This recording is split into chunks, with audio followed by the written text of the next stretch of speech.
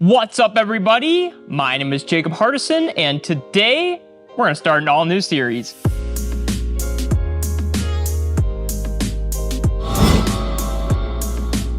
Welcome back, everybody, to, of course, the lovely Adrenaline RC YouTube channel, where today I am joined with a TLR-tuned Typhon to start our all-new series.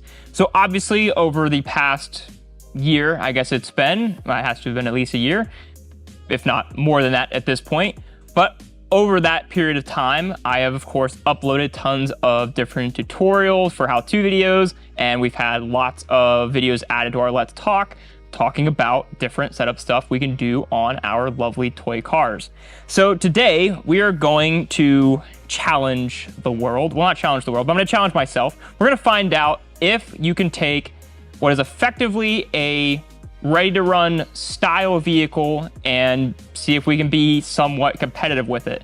Now, the reason why I said kind of ready-to-run style is because this is a bit of a hybrid. This particular one in front of me is the roller version of it, so I'm going to be putting my own electronics into it.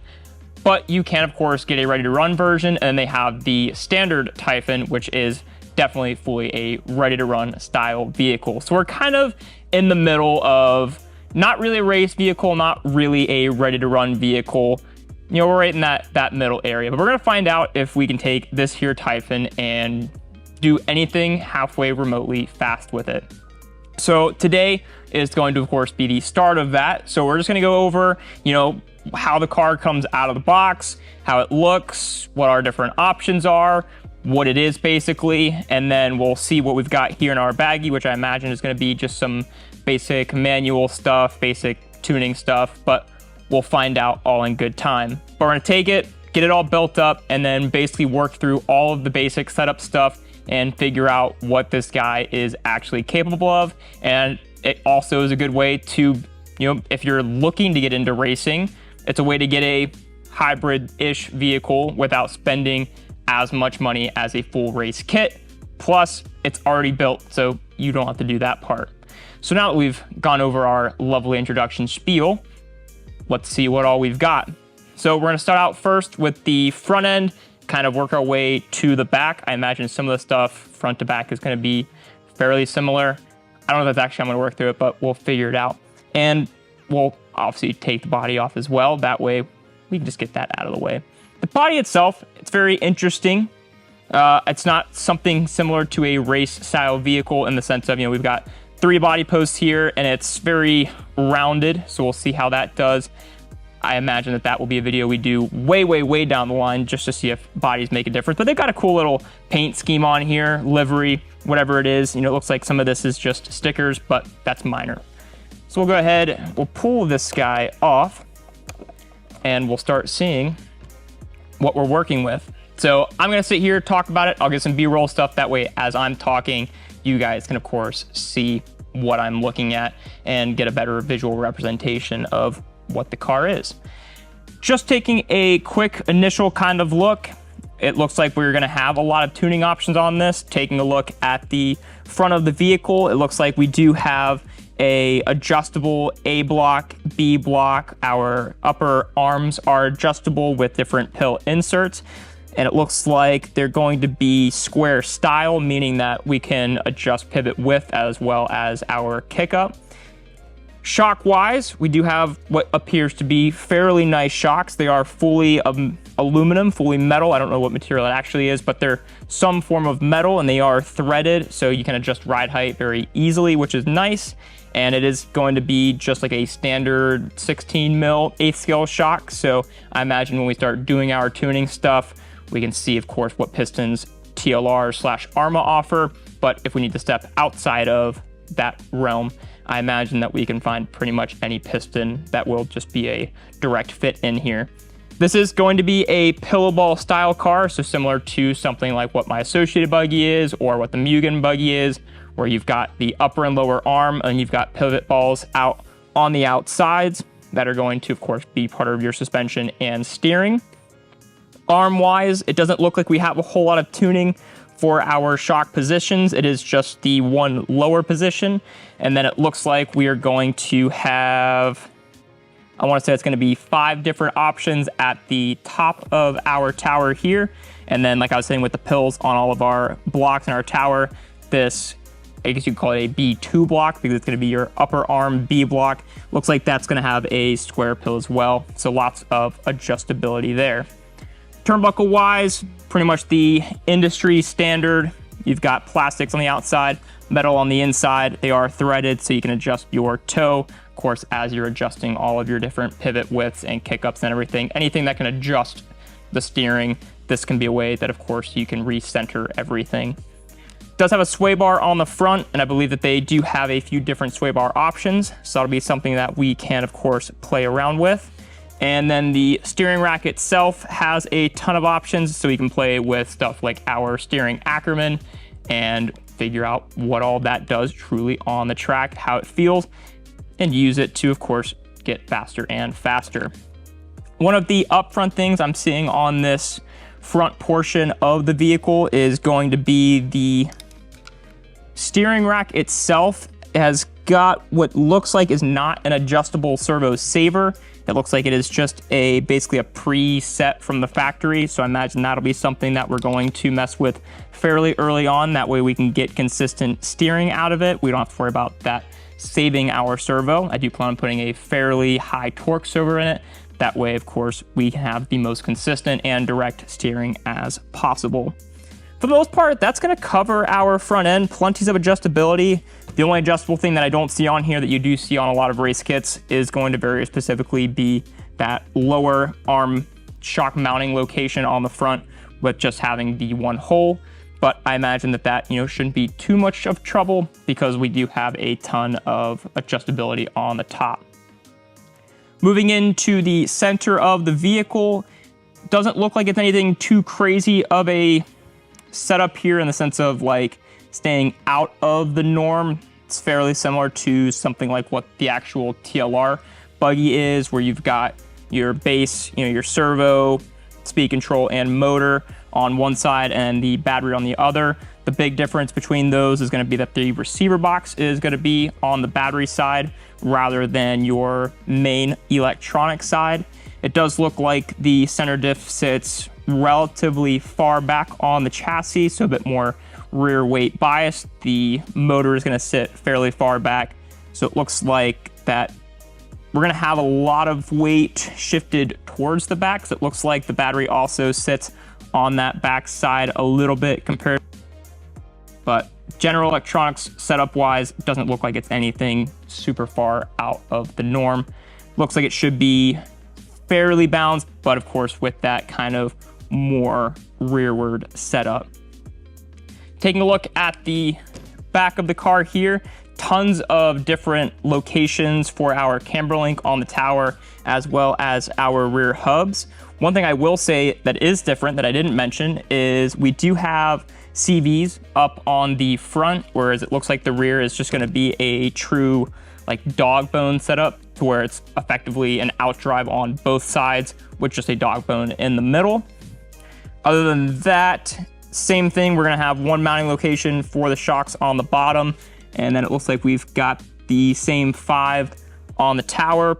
Pills in the back are also going to be square, so lots of adjustability there to be able to do both anti-squat and rear toe, and our different pivot widths, of course.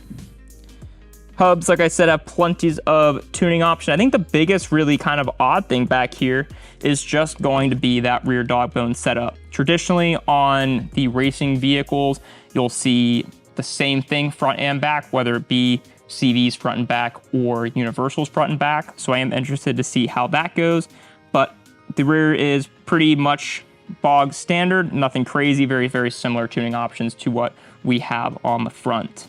Something design-wise that is very interesting is this very large wing mount that bolts in kind of like the center rear rather than bolting just to the tower. So that's definitely interesting. But we do have, it looks like, a few different options for where the wing is actually positioned height-wise, and then forward and back. And then, of course, some of that forward and back tuning option can be messed with if we change out this wing. Stock wing seems pretty durable. It's got good flex to it. I imagine that it's going to have some pretty good rear downforce. even though it's not built like all the race cars, which is that boxy, like razor style wing, it's more similar looking to the lower profile ones. It does have quite a big kick up here in the very back. So I imagine that we should have fairly good downforce here as a just baseline setup.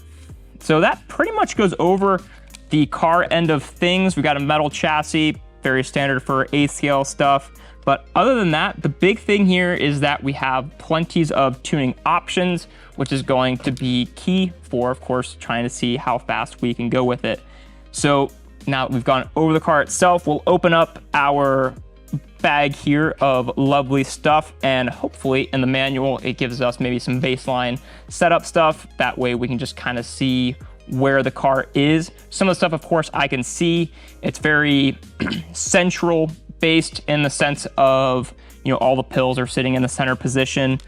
Looks like maybe the upper arms are sitting a touch more in as a longer link setup per se, but everything is set up very neutral right now. So nothing that is ultra crazy. Should be a good baseline to start with to get a feeling of what we're working with. So now we know what we're working with here. We'll go ahead, we'll set the car just off to the side here, put our body on top, and we'll see what all we have in our bag. Sliding this out here, get the easy stuff out of the way. Of course, we've got plenty of stickers, because who doesn't like stickers? Set those off. Does look like they include some diff shims, so that way as you drive the car more and more and the diffs start to open up, you can re-shim your ring and pinion gears. That way they stay nice and tight and you don't shred your gears, because that's no fun. Looks like we've got a couple of wing kind of flaps that can sit on the back of it here. I'll get a better up close of that. This, of course, will adjust our rear downforce. Looks like, of course, we have the option of none, and then we have kind of a mid-tier option, and then a much more aggressive flap option here. Then we've got basic wheel wrench, nothing crazy there. Literally is just a wheel wrench, basically. Here we're gonna have all of our different pills. For our upper arms, it looks like is gonna be this one, and then all of our pills for actually changing the A, B, C, and D block are gonna be in here. And then we've got just the hardware to do our electronics mounting. Warranty information, we're not worried about that. Going into the manual here, actually looks like we've got a couple things. We've got our basic technical pack. So it looks like we've got an exploded view.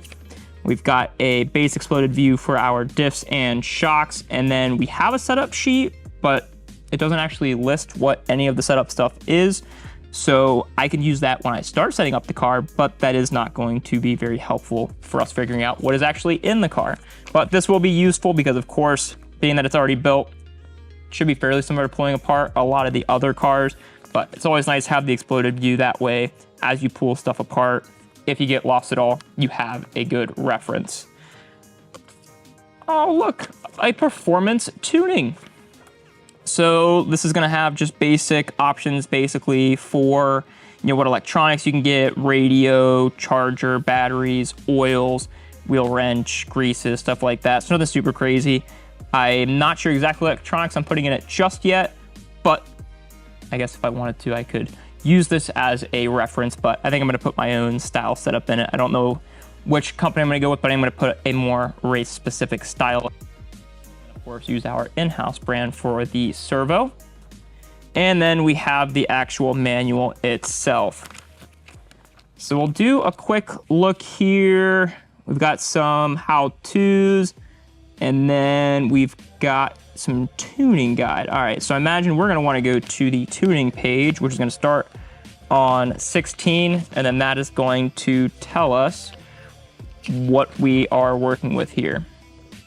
So I won't go super crazy today. We'll just go over the super base stuff of like what the diffs and shock oils are. Looks like shock oil wise, we're gonna be working with, diff oil wise, we're gonna be looking at 7,000 CST in the front, 7,000 CST in the back, Now, I don't know how well the person who assembled this put this together, so I imagine that we'll probably want to go through and mess with something like our diff oil fairly early on, just so that way we can make sure everything's filled properly. We'll do some base break-in stuff with the way it is right now, but we will go back and do a refresh on it. And then it looks like our center diff is going to have some 10,000 CST in it. So 710.7, nothing super crazy there, assuming that that is truthful to what is actually in it, or that their way of measuring the weight is relative to what some of the other companies are. That shouldn't be a terrible place to start. And they also show like what the weights and stuff should be while you're actually like filling it with fluid. So that way, in theory, you have the same fluid amount in it every single time. They do have a good tuning guide, it looks like, as you go through here. So it tells you what they've got in it, and then it tells you what the tuning options are going to do, whether you go thicker or thinner. And I believe they're going to do that for each of the different options on here. Inside our shock page, looks like we're going to have 550 CST front and back, which equates roughly to 42.5. But it does not tell me what the piston is. Let me see if I can figure that out on my exploded view. So interestingly enough, the piston, it looks like, is going to be a 4-hole in the front and an 8-hole in the back, just using the exploded view here. I don't know what sizes those holes are, but a very interesting setup, but the same shock oil front and back. So we'll see how that ends up going when we are able to hit the track. So diffs, 710.7, shocks, a 4-hole in the front, an 8-hole in the back, but with 42.5, both front and back. So very interesting. We'll see how that goes. Definitely nothing that I've actually ever seen before. I don't think I've seen a 4-hole piston in an 8-scale car before. So we'll see how that goes. I don't know where TLR/Arrma got that information from to use a 4-hole or to split such a different piston setup front to back. But that's what's in it. Very odd. And we've got more tuning guide for our shock stuff. And then it looks like we've got some tuning guides for our pills to tell us what the anti-squat and toe will be in the back as we change it. And then also in your kick up and pivot width in the front.